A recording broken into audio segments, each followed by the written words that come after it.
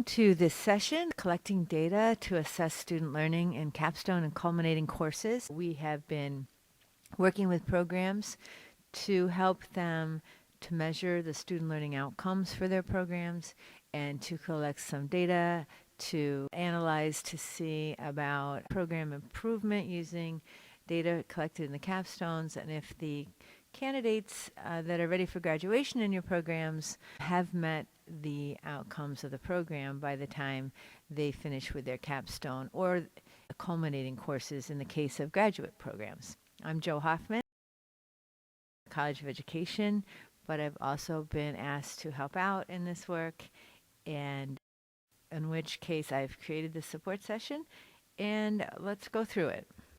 So the culminating assignment in the capstone course has been identified as a direct measure for assessment of your program's student learning outcomes. That part you know. In your graduate programs, often the culminating assignment is a comprehensive or portfolio or a master's thesis or some kind of clinical intern type of,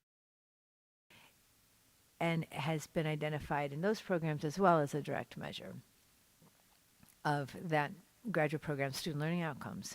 Undergraduate programs are also completing an assessment of writing and oral presentation competencies in the capstone courses. Now, this data and using these rubrics in the capstone courses that have been given to the capstone instructors and provided by the School of General Studies to assess for written and oral competencies by the time our Kean University students are ready to graduate will generate the kind of data that looks across programs. It's a source for institution-wide data that measures attainment of specific GE student learning outcomes. So your help in this area in the capstones is very much appreciated as well, and serves as a direct measure for us to be able to assess if graduates of Kean University have met minimal competencies in oral and writing presentations. What you're doing in the capstone or culminating courses is to assess your SLOs within the assignment, whatever that may be, whether it's a research paper or some kind of action research or research is often the case in capstone courses. So how is a research paper in a discipline, for example, a measure that the program's student learning outcomes have been met? Well, the scoring tool for the research paper, for instance, if you use a rubric, needs to incorporate the expectations defined in your SLOs of your program.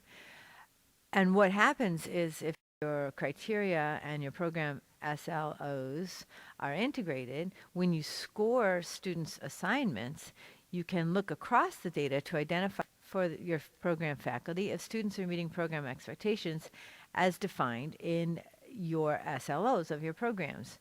Programs that have a written assignment, such as a research paper for the capstone direct measure of program student learning outcomes, can incorporate the criteria for the paper with the GE writing rubric. And you can do the same as well for programs that have it as a direct measure of their program SLOs and oral presentation, such as in communication program.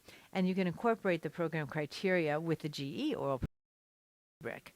So in other words, if you have a research paper, let's take sociology as an example, because your colleagues in sociology and your colleagues in English have and probably other programs have worked to integrate the GE rubrics with the criteria expected for the capstone project so that you can use one rubric to measure both achievement of GE SLOs as well as attainment of program SLOs. And as I said, a few of your colleagues have done this work in sociology and in English. You can contact me, jhoffman@kean.edu, for samples or to schedule time to help customize the GE rubrics.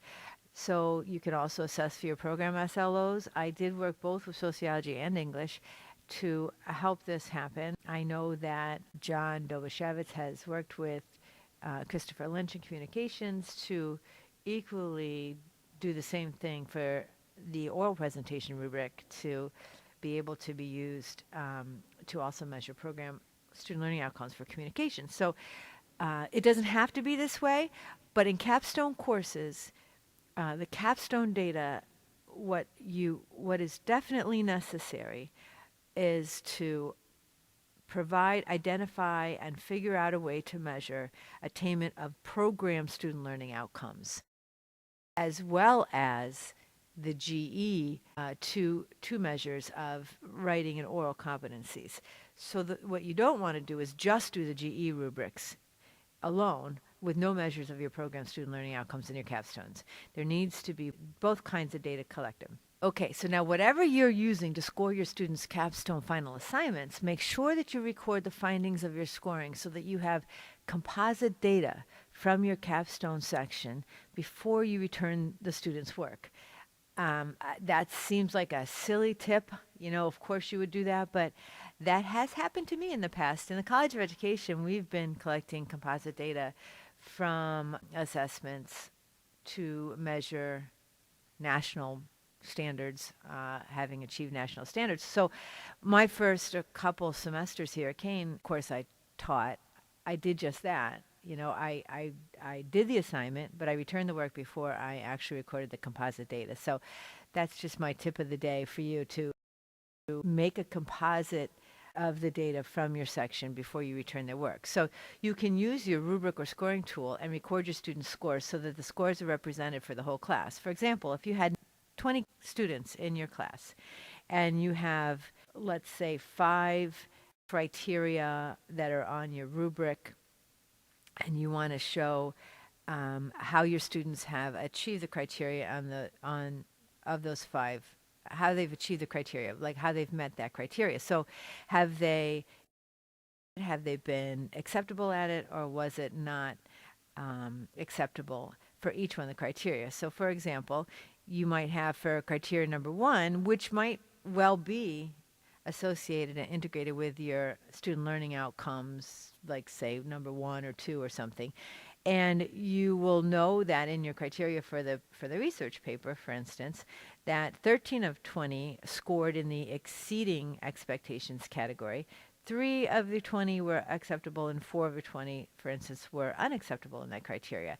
Now let's just say that next semester you find very similar results, or a higher number in the acceptable or unacceptable categories as opposed to exceeded categories for the same criteria. That might be an opportunity to look at what coursework supports students being able to achieve that criteria. And it might be one of those areas where you can make a meaningful kind of modification in a course or even in the capstone course to better support, for instance, students being able to meet that certain criteria or a different one when you're scoring this. But composite data can really give you a lot of great information.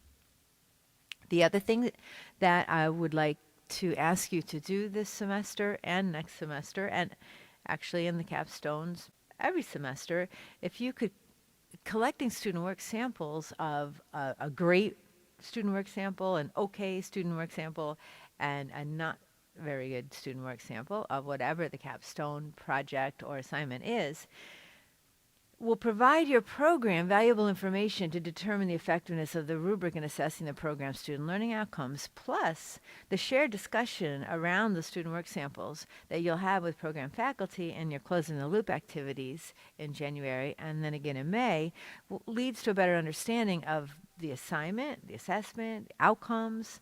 It improves reliability between the sections. Just a lot of good can come from looking at a couple of student work samples of in different sections for the same assignment. So that's another one of my strongly suggested things to do for this semester. There's some expectations from capstone instructors for December, and then in January for program faculty. At the end of the fall semester, all capstone instructors will submit something that the GE program is calling the GE summary sheets for the oral and written presentation rubrics. You'll be submitting those to the GE office, and on these sheets is where you do your composite data for the GE rubrics. And in the beginning of January, program faculty from all programs will meet to review the program data from the fall 2011 semester. So you'll have capstone data to look at, hopefully with some collected student work samples. You'll have some GE data for your seniors to see how well they measured up in your program, and even in comparison with other programs for their ability to write and present orally. You hopefully will have your graduating student survey data, so you'll have a direct measure, you'll have an indirect measure or two, you'll have some data to look at. So what we're going to be asking programs to do is to meet, talk about the data, think about things, and there will be an assessment report template to fill out at the conclusion of your closing the loop activities. You've seen this before, but this will be being distributed to your deans and program coordinators and even the Capstone instructors soon, and you can see again what it is. Basically, all we're asking is for your programs to provide evidence that you've analyzed the data, you've looked at it, you've thought about what kind of findings you can draw from this one set of data, and that you'll also be doing this again at the end of spring semester, and then subsequently for each fall and spring semester, leading up to the academic program review cycle, where every 3 years programs will do a formal program review. So this semester, looking at data that you're going to be doing each semester provides the data and the evidence that you'll be referring to in your once every 3 years program review. Please remember to save your composite data and student work samples. We don't need to collect these from everybody, but when the visiting team comes after we submit our monitoring report by March 1st, the team will probably come before April 1st, and they will most likely want to see some evidence, or raw data, if you will, that programs have done what they say that they've done. So if you would also just remember to maybe submit to your dean, or you guys can decide in your colleges, but your dean or your department offices, your place, save your composite data, and we will be collecting some evidence to store in the Middle States office for the visiting team when they come again this spring. Okay, so again, the follow-up assessment activities early in January will be that programs will be reviewing the data for implications related to the assignment, the measure of attainment of SLOs, etc., and will make recommendations as needed for meaningful modifications or other decisions informed by the data. That if you could please submit the completed assessment report to your dean by January 9th, that would give us plenty of time to get it uploaded where it needs to be in our electronic evidence room, if you will, and allow me and the people working on the monitoring report enough time to be able to draw some summaries from some of the programs and to kind of look at the assessment reports and write about it in some way in the narrative that we'll be presenting to show compliance with Standard 14, which was, if you recall, assessment of student learning. So I appreciate all the work that the Capstone instructors and the programs have done this semester. It's been amazing and has really assured me that we have a great group of faculty here at Kean. So going forward with program assessment, so in May, programs will follow the same procedure for spring capstones and data collection. And then, like I said before, each semester will be collected, data will be collected in the capstone courses, reviewed in January, then again in May. And following the official academic program review cycle, programs must do a formal review every 3 years. This is something we've all known and we know as class instructors, and looking at students' learning and data, this is nothing new to us, but this really does provide at least a formal way of presenting that we do have a program assessment system here at Kean. And again, I really appreciate your help. If you have any questions about what you have viewed here today, you can contact me at any time, or Lamont Rouse at any time, or if it's questions about the GE rubrics and the work done in the School of General Studies, John Dobashevitz is also there to answer your questions as well. Thanks so much for tuning in today.